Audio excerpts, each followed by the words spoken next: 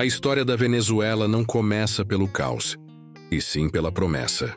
Um país com as maiores reservas de petróleo do mundo, um estado capaz de ter se tornado o mais rico da América Latina, e que hoje se encontra imerso em uma crise humanitária silenciosa.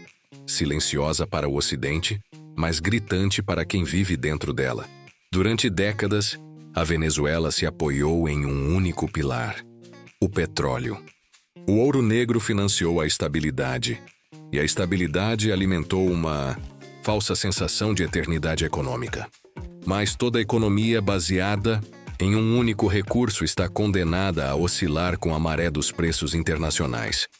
E foi exatamente isso que abriu as primeiras rachaduras. Quando Hugo Chávez chegou ao poder em 1999, encontrou um país desigual, marcado por elites profundamente concentradas e um povo cansado. A promessa era simples: redistribuição, soberania e ruptura com o controle externo. Na prática, essa promessa se transformou em uma mistura de nacionalização agressiva, expansão de programas sociais e um Estado cada vez mais dependente do petróleo para tudo, inclusive para sustentar seu próprio poder. No início, funcionou. O barril a mais de $100 sustentava o sonho bolivariano. Mas quando os preços despencaram, toda a arquitetura construída sobre esse pilar começou a ruir. A economia entrou em espiral, a inflação se multiplicou, e o governo, em vez de recuar, dobrou a aposta no controle. E assim nasceu a Venezuela que o mundo conhece. Um país onde a crise econômica virou crise política, e a crise política virou crise social. E todas alimentam uma a outra. Colapso não foi obra de um único fator. Foi o acúmulo histórico de decisões políticas, erros estratégicos, dependência externa, disputa ideológica e o jogo de potências que viram na Venezuela um tabuleiro valioso. E é aqui que a história realmente começa. Nicolás Maduro assumiu o poder em 2013 como herdeiro de Chávez, mas sem o carisma nem o respaldo popular do antecessor. A economia já estava em queda livre, mas o país ainda tinha lastro político. A partir dali, a Venezuela mergulhou em um jogo de sobrevivência entre governo, oposição e potências estrangeiras. Maduro transformou o Estado em um cinturão de autodefesa. Ampliou o controle sobre as forças armadas, reforçou alianças com Cuba, Rússia, Irã e China, e tratou cada manifestação como uma ameaça existencial ao regime. Do outro lado, a oposição venezuelana se fragmentou. Líderes no exílio, movimentos internos enfraquecidos, disputas pessoais, influência externa excessiva e uma população que, cada vez mais, desistia da política e deixava o país. O ápice da tensão veio quando grande parte da comunidade internacional passou a reconhecer Juan Guaidó como presidente interino. Na prática, isso criou dois governos, duas narrativas e duas realidades políticas coexistindo no mesmo território. Mas o que impediu a queda de Maduro? Simples, ele tinha o que a oposição não tinha: armas, lealdade militar e apoio internacional de potências interessadas em manter o equilíbrio geopolítico na região. A legitimidade do governo é contestada, sim, mas a estabilidade interna dele não depende apenas de legitimidade, e sim de controle institucional.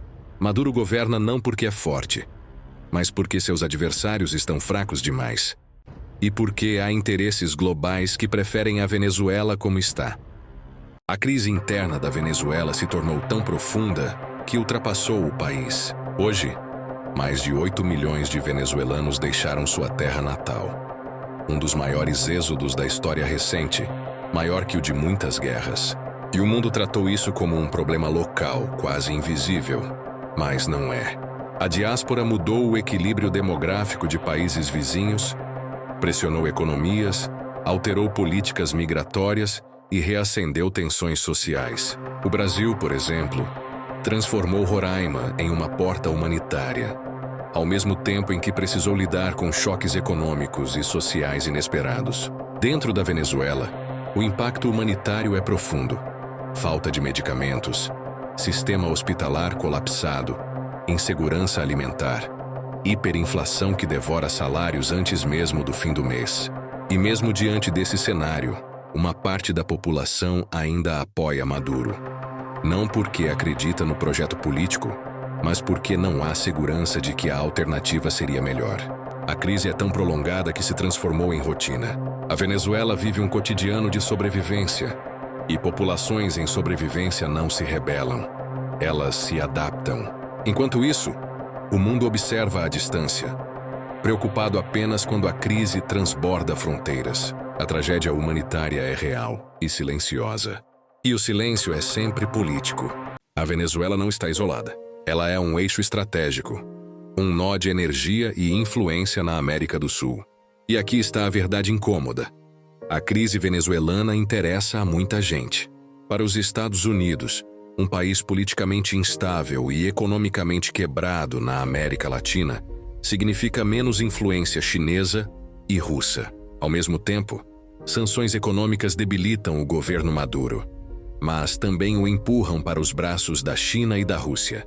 Para a Rússia, a Venezuela é um aliado anti-EUA, um comprador de armas e um ponto de influência militar no hemisfério ocidental. Para a China, a Venezuela é dívida, e dívida é poder. Os chineses financiaram bilhões em projetos que nunca foram concluídos, mas o débito permanece. Em troca, garantem acesso estratégico a petróleo e minerais. Já o Irã enxerga na Venezuela um corredor de apoio político contra o Ocidente, fortalecendo alianças que desafiam a hegemonia americana. Ou seja, a Venezuela virou um tabuleiro de xadrez. Um país quebrado, mas geopoliticamente valioso. Um palco onde potências disputam influência, enquanto a população paga o preço. A crise não é só interna. Ela é alimentada por interesses externos que preferem manter o país onde está. Fraco o suficiente para ser manipulado. Forte o suficiente para não colapsar completamente. A pergunta que ninguém quer enfrentar é simples. A Venezuela tem saída? A resposta realista é tem, mas nenhuma delas é rápida. Existem 3 caminhos possíveis. Reforma interna gradual. Seria a transição menos traumática, mas exige algo que a Venezuela não possui hoje.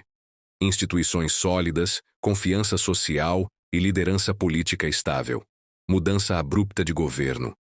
Pode parecer desejado por muitos, mas, historicamente, rupturas bruscas em países colapsados geram instabilidade, violência e disputas internas pelo poder. Exatamente o que potências externas mais temem. Interferência internacional indireta. Uma combinação de negociações, pressões econômicas e acordos entre grandes potências. Esse caminho já está em andamento, mas os interesses externos nunca são altruístas. A Venezuela tem recursos naturais, posição estratégica e um povo resiliente, mas também tem um Estado centralizado, uma economia destruída e uma geopolítica pesada demais para carregar sozinha. O futuro do país depende menos de quem governa e mais de qual aliança internacional vencerá a disputa de influência na América do Sul. E no final, a verdadeira tragédia é essa. A Venezuela não é apenas um país em crise. É um país usado como peça de negociação global. A pergunta não é quando vai melhorar. A pergunta é: quem vai controlar o que sobra quando a poeira baixar? No fim das contas, a Venezuela é o espelho mais incômodo da América Latina. Ela revela que nenhum país está imune à erosão lenta das instituições, ao peso do poder ou ao jogo silencioso das potências. E lembra que, em épocas de caos, as narrativas importam tanto quanto os fatos, porque é nelas que se constrói a memória de um povo. A crise venezuelana não é apenas um drama político. É uma pergunta filosófica sobre o destino dos países que se perdem entre o sonho e a realidade, entre a soberania e a dependência, entre o idealismo que promete tudo e o pragmatismo que cobra caro. E se existe algo que Sinais Invisíveis tenta mostrar ao mundo, é justamente isso. Que por trás de cada manchete existe uma camada oculta, um movimento silencioso, uma força que age nas sombras e molda o futuro antes que a maioria perceba. Se esse vídeo despertou em você alguma inquietação, uma dúvida, um incômodo, uma fagulha de pensamento, então você já faz parte desse projeto. E eu te peço, quase como um pacto entre mentes curiosas, curta, compartilhe, comente e siga o canal. Aqui nós pensamos antes de falar. E falamos sobre aquilo que quase ninguém tem coragem de pensar. Sinais Invisíveis está só começando.